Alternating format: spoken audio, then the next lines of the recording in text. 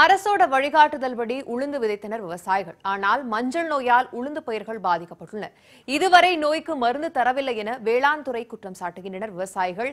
சீர்காழி சுற்றுவட்டாரங்களில் உளுந்து பயிரிட்ட விவசாயிகள் பாதிப்புக்குள்ளானது குறித்து விளக்குகிறது இந்த தொகுப்பு.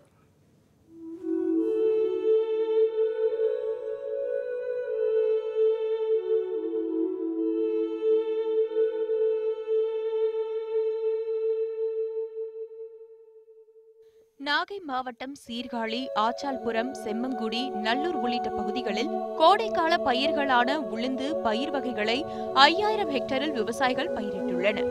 ஒரு ஏக்கருக்கு உளுந்து பயிரிட 20,000 ரூபாய் செலவாகிறது என்றும், நல்ல மகசூல் கிடைத்தால் உளுந்தினை 72,000 ரூபாய்க்கு விற்று லாபம் காண முடியும்.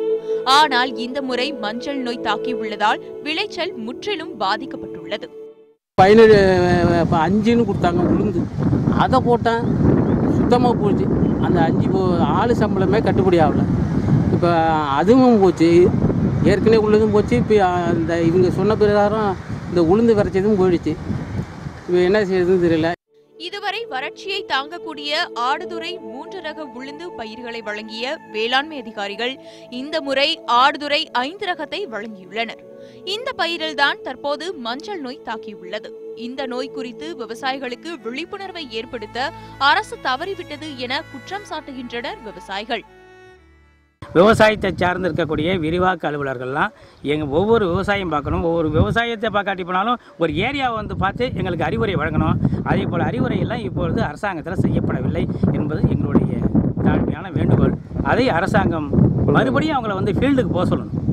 மஞ்சள் நோய் பாதிப்புக்கு உள்ளான பயிர்களுக்கு இதுவரை மருந்து வழங்காததன் பின்னணி குறித்து சந்தேகம் எழுந்துள்ளதாக கூறுகிறார் விவசாயி தங்க சபாபதி. அதாவது அவங்க இயற்கையான முறையில் தான் மஞ்சள் மண்ணாட்டை வச்சாக்கா அது தாய் வந்து பூச்சி கலந்து நம்ம குடிச்சிட்டோம்னாக்கா இந்த மாதிரி நோய் வரதுக்கான வாய்ப்பு இல்லை. ஆனால் அது வந்து அரசாங்கம் வந்து சரியான முறையில் அது வந்து விவசாயிகளுக்கு கொண்டு சேர்க்க மாட்டேங்குது. ஏன்னா இது மருந்து கம்பெனியோட ஒரு நிர்பந்தமாக என்னங்கிறது எங்களுக்கு தெரியல. மருந்து கம்பெனி மருந்து விற்கணுங்கிறத அவங்க வந்து இது வேணாங்கிறாங்களா என்னங்கிறது தெரியல. இது எங்கே கிடைக்குது என்னங்கிறது எந்த விவசாயிகளுக்குமே தெரிய மாட்டேங்குதுங்க. உளுந்து விளைச்சல் பாதிக்கப்பட்டதற்கு அரசே பொறுப்பேற்று விவசாயிகளுக்கு இழப்பீடு வழங்க வேண்டும் என்கிறார் காவிரி விவசாயிகள் பாதுகாப்பு சங்க ஒருங்கிணைப்பாளர் PR பாண்டியன். விதைக்கப்பட்ட அந்த உளுந்து மிகப்பெரிய நஷ்டம் ஏற்பட்டு விவசாயிகள் பரிதவிக்கிறார்கள். எனவே இதற்கு முழுமையும் தமிழக அரசு வேளாண் துறை பொறுப்பேற்க வேண்டும். அந்த விதைத்த விவசாயிகளுக்கு உளுந்து இழப்பீட்டுத் தொகையாக ஏக்கர் ஒன்றுக்கு 5000 வீதம் உடனடியாக வழங்க வேண்டும். இல்லை என்றால் அந்த விவசாயிகளால் வாழ முடியாத நெருக்கடி நிலைக்கு தள்ளப்பட்டிருக்கிறார்கள் என்பதை தமிழக அரசுக்கு வலியுறுத்துகிறோம். கடைமடை பகுதியான சீர்காழிக்கு காவிரி நீர் வந்து சேராத நிலையில் அரசை நம்பி உளுந்து பயிரிட்ட விவசாயிகள் இன்று பேரிழப்பை சந்தித்து வருகின்றனர். இவர்களுக்கு அரசு இழப்பீடு வழங்கி விவசாயத்தை பாதுகாக்க நடவடிக்கை எடுக்க வேண்டும்.